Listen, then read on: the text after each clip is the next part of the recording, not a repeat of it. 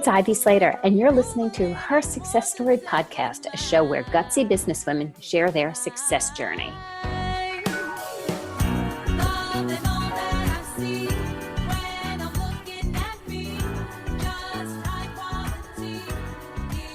Welcome to Her Success Story, and thank you for joining us today. We are in the part of a two-part series. Aaron Grossman, who has been on part of the Slater Success Team for a while now, pushed me to say, Ivy, I want to interview you. I want to actually ask you the questions this time than you asking everybody else. And I want to gain some of this insight that has led me to be curious about so many things. So if you're first joining, thank you for joining us. You can jump in right here today.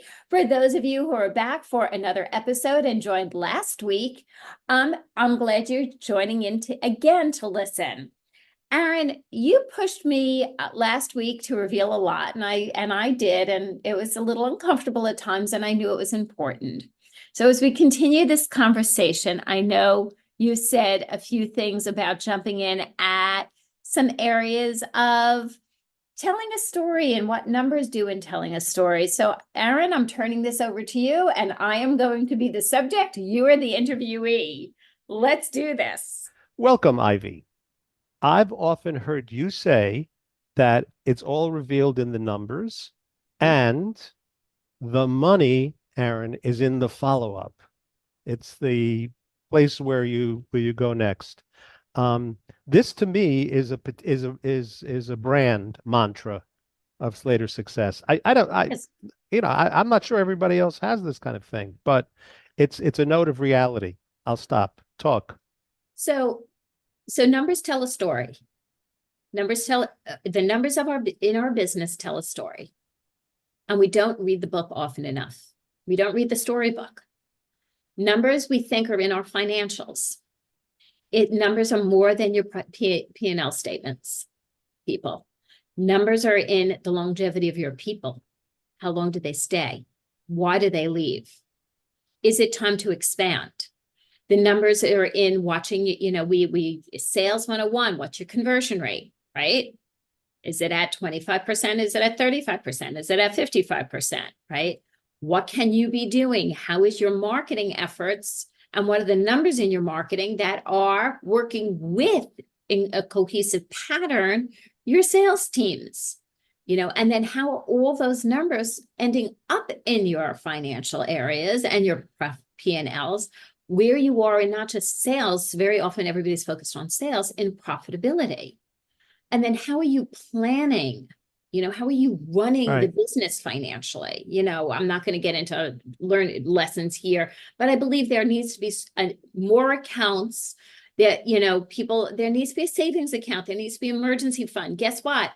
We didn't get a check after 9/11 for 90 days. There needs to be, right? You have to be running a company smartly. Again, it's always about that long term. Your other mantra, that the money is in the follow-up. Don't rush out and network all over your town, city, or country, or conferences if you're not following up, because your time, take yourself on vacation and enjoy it instead. If you're going to be connecting to people, build the real relationships, and that's a story unto itself that maybe we'll do it another time, but build the relationships, because like Aaron and I met 7 years ago, and we just stayed in touch because I like Aaron, and he moved to Panama, and I called him up, like, tell me about Panama. What's it like living in Panama? And then we chatted some more. Oh, I'm coming to New York. Oh, did you see that? Did you see this one? Right? How Susan, we built a relationship. And then all of a sudden I had something, hey, I need, a few blogs, can you pitch it? Can we give this a try? I have no idea what it is. I have no idea, we're reconfiguring things. I don't know if it's a fit for you. I don't know if it's a fit for me, but let's try it. Yes. That's the follow-up. Staying in the relationship is that golden nugget. Fair enough. And I think people let it go way too soon. They're looking for immediate.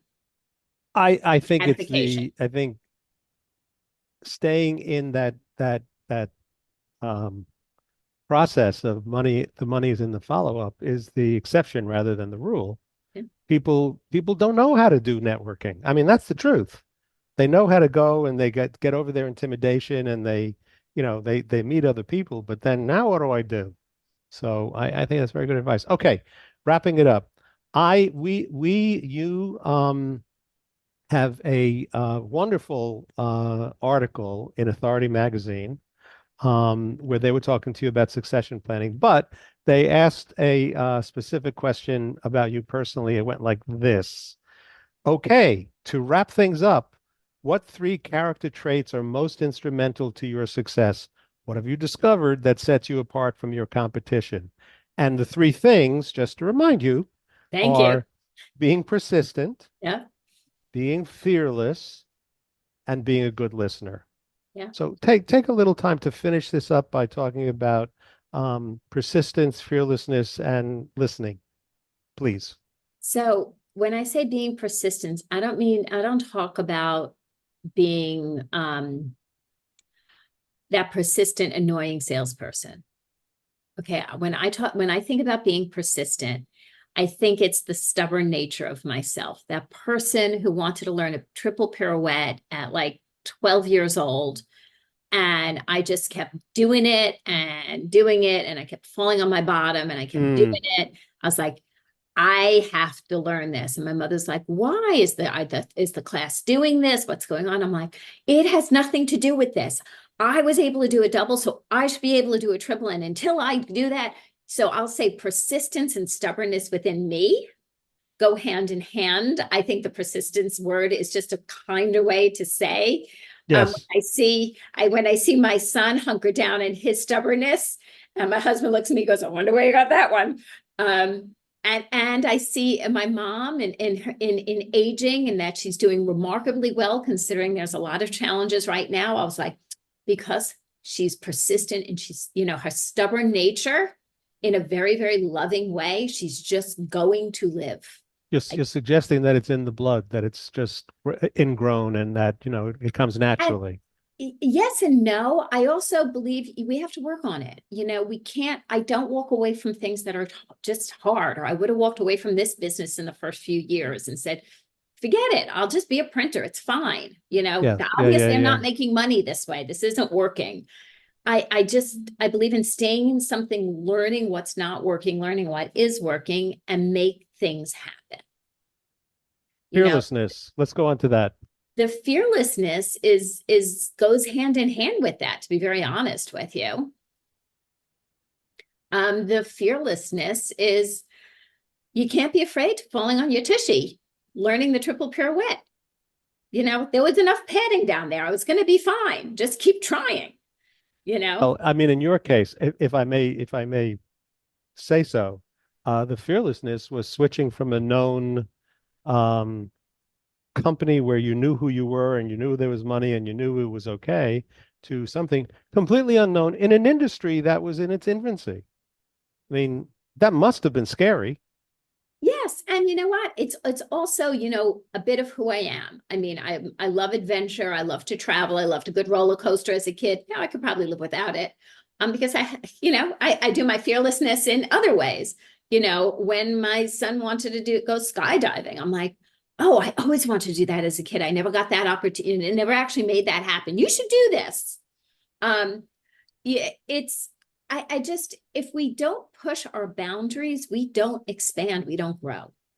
And if we stay comfortable, if we stay in a safe spot our entire life, we are limiting ourselves on living, let alone limiting ourselves on building a business. Correct. Finally, being a good listener, I will prompt you on this. One of the things that is clear to me from having been in all those networking groups with you and watching you interact with others, um, is that you listened more than you talked. That's the truth. And it was obvious. It was really like unique almost. Talk about that a little bit, about the power of listening. Um, I will, when I speak and I train and I talk to clients, I will say all the time, be more interested than interesting. When you show interest in others, they want to lean in and get to know you. They are going to want more time with you. People are humbled, flattered. I can go on and on with a lot of adjectives. When somebody really is curious about them, oh, tell me about this and tell me about that. And oh, that's wild. You did that for vacation. Oh my goodness, your kid went to college. Where'd they go? What was the process like?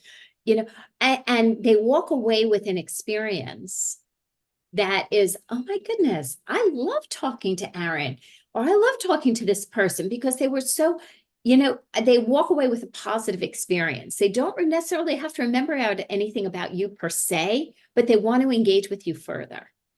And, in the work I do, which is listening to my clients, and I listen to what they're saying, I listen to what they're not saying, I listen to what their teams are saying, and I assess what an objective point of view from hearing it from a variety of ways people talk with their voice, they talk with their expressions, they talk with their body language.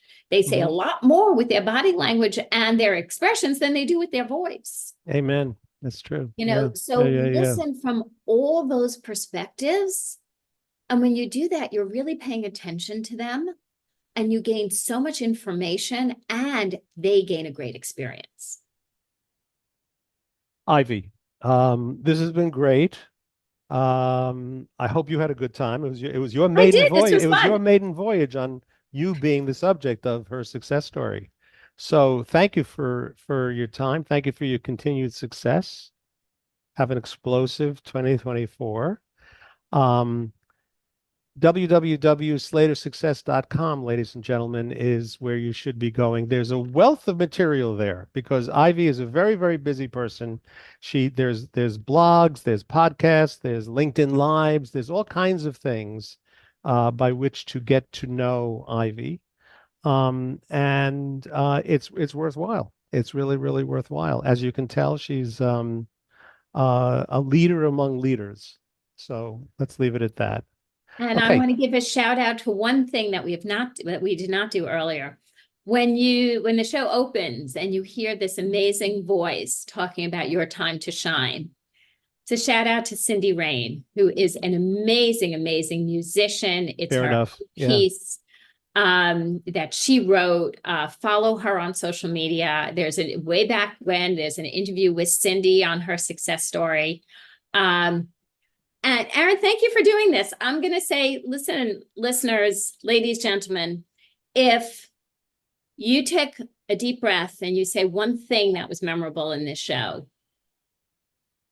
take a note of that and make a decision and create an action for yourself in what you're going to do with that piece of information, because that's the important part of showing up and listening. Money's in the follow-up.